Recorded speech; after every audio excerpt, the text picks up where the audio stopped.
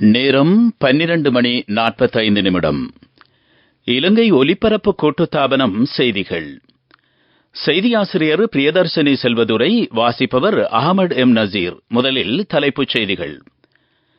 சிரேஷ்ட பிரஜைகளின் வைப்புத் தொகைக்கான வட்டியினை அதிகரிப்பதில் ஜனாதிபதியின் கவனம். மத்திய அதிவேக நெடுஞ்சாலையில் கான்கிரீட் கற்றை உடைந்து வீழ்ந்த சம்பவம் குறித்து விசாரணை நடத்த 3 அடங்கிய குழு. சிறுபோக உரக் கொள்வனவிற்கு விவசாயிகளின் வங்கிக் கணக்குகளில் 21 கோடியே 10 லட்சம் ரூபாய் வைப்பு. சுவவுதான நடமாடும் சுகாதார மருத்துவ வேலை திட்டத்தின் மற்றொரு நிகழ்ச்சி திட்டம் கோனா பீனுவல பிரதேச செயலக பிரிவு வளாகத்தில் தற்பொழுது நடைபெறுகிறது. தேசிய டெங்கு தடுப்பு வாரம் அறிவிக்கப்பட்டுள்ளது. பலஸ்தீனத்திற்கு முழுமையான உறுப்புரிமை வழங்குவது தொடர்பாக ஐக்கிய நாடுகள் பொதுச்சபையினால் பாதுகாப்பு சபைக்கு யோசனை. இலங்கை மற்றும் ஆப்கானிஸ்தான் ஏ அணிகளுக்கிடையிலான 4 நாள் டெஸ்ட் கிரிக்கெட் தொடர் இன்று கொழும்பில் ஆரம்பம். அவை தலைப்புச் செய்திகள். இனி விரிவான செய்திகள். சிரேஷ்ட பிரஜைகளின் வைப்புத் தொகைக்கான வட்டி வீதத்தினை அதிகரிப்பதற்கு நடைமுறைப்படுத்தப்பட வேண்டிய வழிமுறைகள் அடங்கிய அறிக்கையினை சமர்ப்பிக்குமாறு ஜனாதிபதி ரணில் விக்ரமசிங்க நிதி ராஜாங்க அமைச்சர் ரஞ்சித் சியம்பலாபிட்டியவிற்கு பணிப்புரை வழங்கியுள்ளார். பொருளாதார நெருக்கடிக்கு முன்னர் 60 வயதுக்கு மேற்பட்ட சிரேஷ்ட பிரஜைகளின் வங்கி மற்றும் நிதி நிறுவன கணக்குகளுக்கு வருடாந்தம் 15% வட்டி வீதம் வழங்கப்பட்டது. இருப்பினும் தற்பொழுது அந்த சதவீதம் ஒற்றை எண்ணாக மாறியுள்ளது. இந்த நிலைமையினால் சிரேஷ்ட பிரஜைகள் மிகவும் அசௌகரியங்களுக்கு உள்ளாகியுள்ளனர். இது குறித்து ஜனாதிபதிக்கு தெளிவுபடுத்தப்பட்டுள்ளது. அதன்படி இது தொடர்பான அறிக்கையினை வழங்குமாறு நிதி ராஜாங்க அமைச்சரிடம் ஜனாதிபதி பணிப்புரை விடுத்துள்ளார்.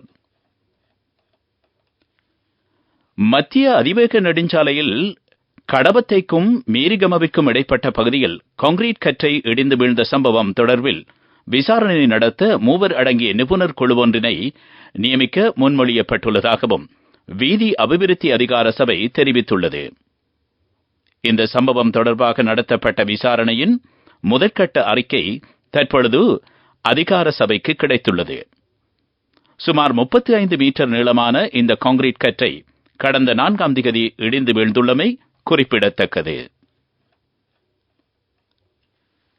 சிறுபோக உரக்கொள்வனவிற்காக விவசாயிகளின் வங்கிக் கணக்குகளில் 21 கோடியே 10 லட்சம் ரூபாய் விடுவிக்கப்பட்டுள்ளதாக விவசாய அபிவிருத்தி திணைக்களம் தெரிவித்துள்ளது. அம்பாறை, அனுராதபுரம், ஹம்பாந்தோட்டை, குருநாகல், பொலன்னறுவை ஆகிய மாவட்டங்களில் இந்த பணம் விடுவிக்கப்பட்டுள்ளது. இம்முறை 4,60,000 ஹெக்டேயர் வயல் நிலங்களில் நெற்செய்கை மேற்கொள்வதற்கு எதிர்பார்க்கப்படுகின்றது. இதற்காக 700 கோடி ரூபாய் நிதி ஒதுக்கீடு செய்யப்பட்டுள்ளதாகவும் விவசாய அபிவிருத்தி திணைக்களம் தெரிவித்துள்ளது. உரக்கொள்வனவிற்காக ஒரு ஹெக்டேயருக்கு 15,000 ரூபாய் வழங்கப்படுகின்றது. நீங்கள் கேட்டுக்கொண்டிருப்பது இலங்கை ஒலிபரப்பு கூட்டுத்தாபனத்தின் செய்திகள்.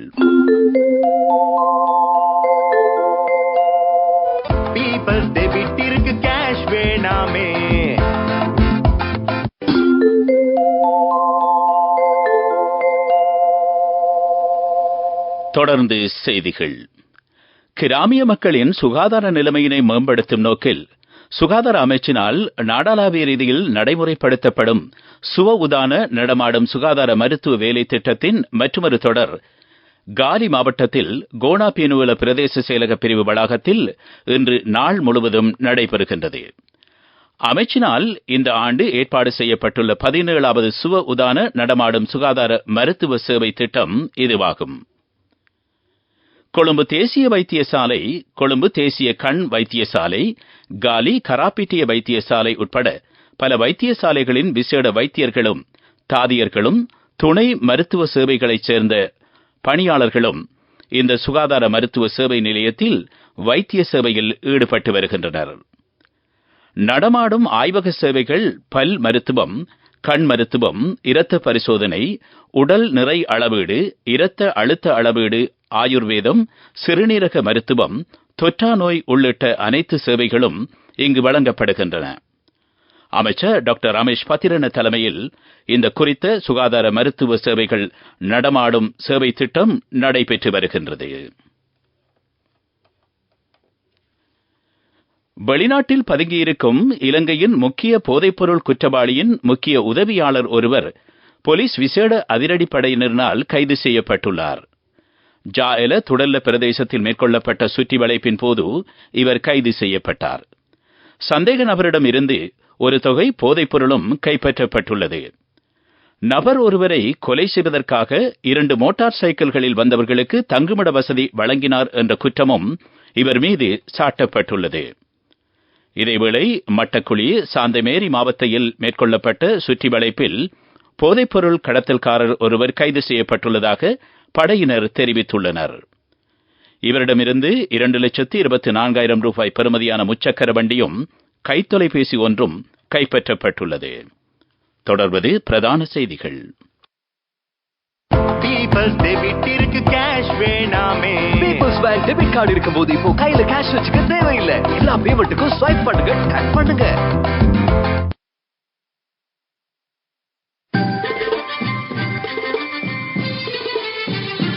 பிரதான செய்தி வழங்குவோர் ஒவ்வொரு வீட்டிலும் இருக்க வேண்டிய வீட்டு வைத்தியர் சித்தாலேப. தேசிய டெங்கு தடுப்பு வாரம் அறிவிக்கப்பட்டுள்ளது. எதிர்வரும் 26ஆம் தேதி முதல் ஜூன் மாதம் 1ஆம் தேதி வரை தேசிய டெங்கு தடுப்பு வாரம் அனுஷ்டிக்கப்படும். 17 மாவட்டங்களில் உள்ள 71 சுகாதார வைத்திய அதிகாரி பிரிவுகளை உள்ளடக்கிய வகையில் டெங்கு நுளம்பு ஒழிப்பு வேலை திட்டங்கள் நடைமுறைப்படுத்தப்பட உள்ளதாக சுகாதார அமைச்சின் தேசிய டெங்கு கட்டுப்பாட்டு பிரிவின் விசேட வைத்திய நிபுணர் டாக்டர் அனோஜா வீரசிங்க தெரிவித்துள்ளார். மழையுடன் கூடிய காலநிலையை கருத்தில் கொண்டு டெங்கு நுளம்பு பரவலினை கட்டுப்படுத்துவதே இந்த வேலை திட்டத்தின் நோக்கமாகும். இந்த வருடத்தில் இதுவரையான காலப்பகுதியில் 2294 டெங்கு நோயாளர்கள் பதிவாகியுள்ளனர். அவர்களில் 9 பேர் உயிரிழந்துள்ளமை குறிப்பிடத்தக்கது.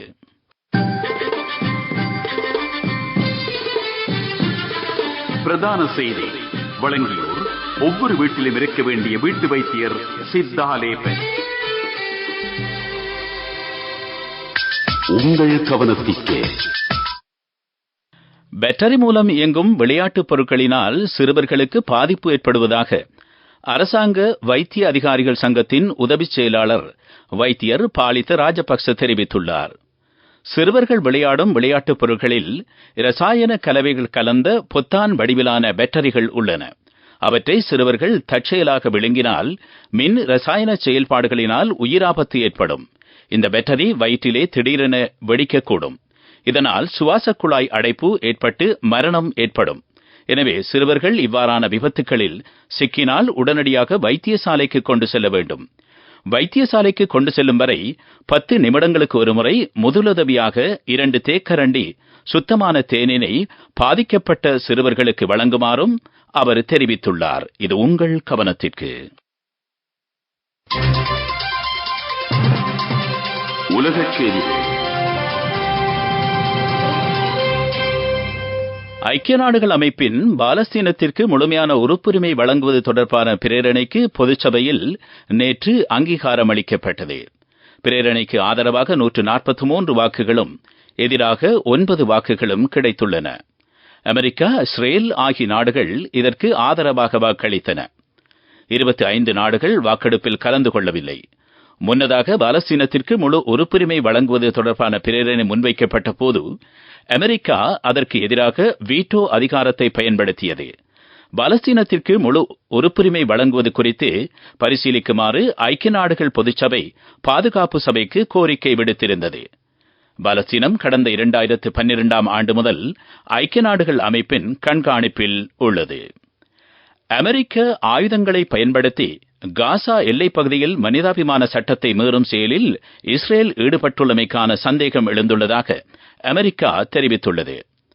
அமெரிக்க ராஜாங்க திணைக்களம் வெளியிட்டுள்ள அறிக்கையில் இந்த விடயம் குறிப்பிடப்பட்டுள்ளது. இஸ்ரேலுக்கு அமெரிக்கா வழங்கும் ஆயுதங்களை பயன்படுத்தி காசா எல்லைப் பகுதியில் மனிதாபிமான சட்டத்தினை மீறியமைக்கு இஸ்ரேலே காரணம் என்று அந்த அறிக்கையில் குறிப்பிடப்பட்டுள்ளது. அபிவிருத்தி செய்திகள்.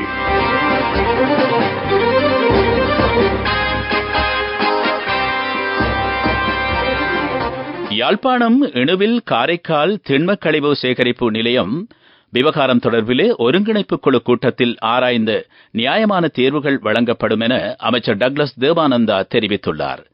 இணுவில் காரைக்காலில் அமைந்துள்ள நல்லூர் பிரதேச சபையின் திண்மக் கழிவுகளை சேகரிக்கின்ற நிலையத்தில் சேகரித்து வைக்கப்பட்டிருந்த கழிவுகள் அண்மையில் திடீரென தீப்பற்றி எரிந்துள்ளது.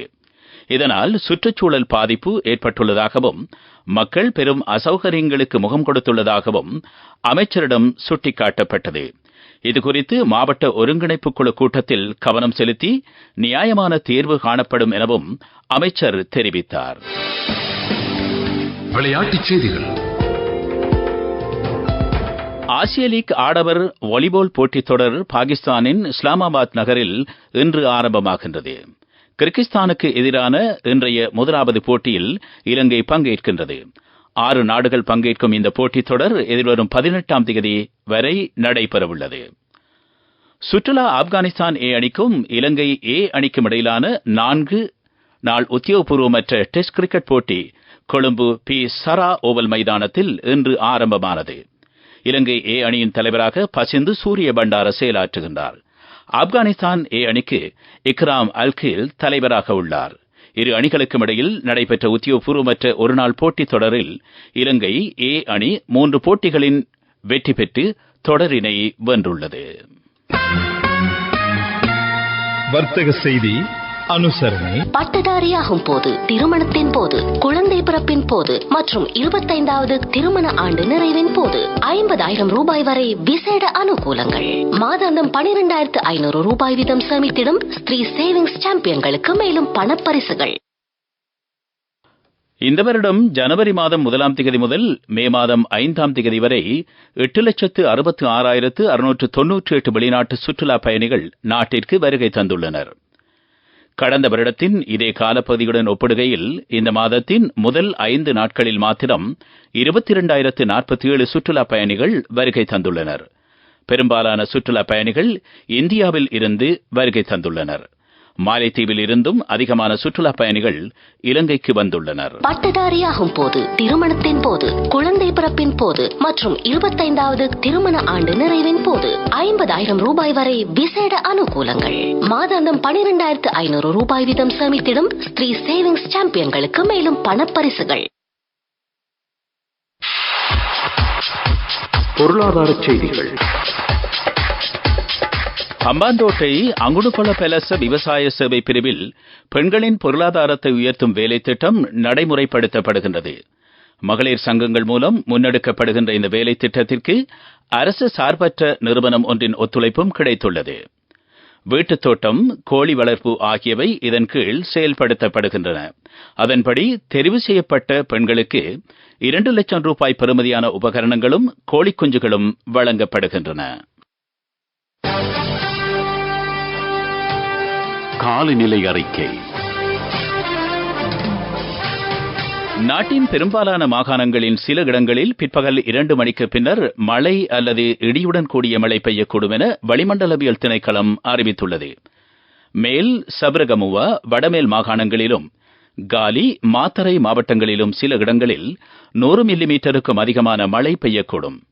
இடியுடன் கூடிய மழையின் போது அவ்வப்பிரதேசங்களில் தற்காலிகமாக பலத்த காற்றும் வீசக்கூடும் என திணைக்களம் வெளியிட்டுள்ள வானிலை அறிக்கையில் குறிப்பிடப்பட்டுள்ளது. காலநிலை அறிக்கை கேட்டீர்கள். மீண்டும் தலைப்புச் செய்திகள். சிரேஷ்ட பிரஜைகளின் வைப்புத் தொகைக்கான வட்டியினை அதிகரிப்பதில் ஜனாதிபதியின் கவனம். மத்திய அதிவேக நெடுஞ்சாலையில் கான்கிரீட் கற்றை உடைந்து வீழ்ந்த சம்பவம் குறித்து விசாரணை நடத்த 3 அடங்கிய குழு. சிறுபோக உரக்கொள்வனவிற்கு விவசாயிகளின் வங்கிக் கணக்குகளில் 21 கோடியே 10 லட்சம் ரூபாய் வைப்பு. சுவ உதான நடமாடும் சுகாதார மருத்துவ வேலை திட்டத்தின் மற்றொரு நிகழ்ச்சி திட்டம் கோனா பீனுவள பிரதேச செயலக பிரிவு வளாகத்தில் தற்பொழுது நடைபெறுகின்றது. தேசிய டெங்கு தடுப்பு வாரம் அறிவிக்கப்பட்டுள்ளது. பலஸ்தீனத்திற்கு முழுமையான உறுப்புரிமை வழங்குவது தொடர்பாக ஐக்கிய நாடுகள் பொதுச்சபையினால் பாதுகாப்பு சபைக்கு யோசனை. இலங்கை மற்றும் ஆப்கானிஸ்தான் ஏ அணிகளுக்கு இடையிலான 4 நாள் டெஸ்ட் கிரிக்கெட் தொடர் இன்று கொழும்பில் ஆரம்பம். எமது அடுத்த பிரதான செய்தி அறிக்கை இன்று மாலை 6 மணிக்கு ஒலிபரப்பாகும். இத்துடன் செய்திகள் நிறைவடைந்தன.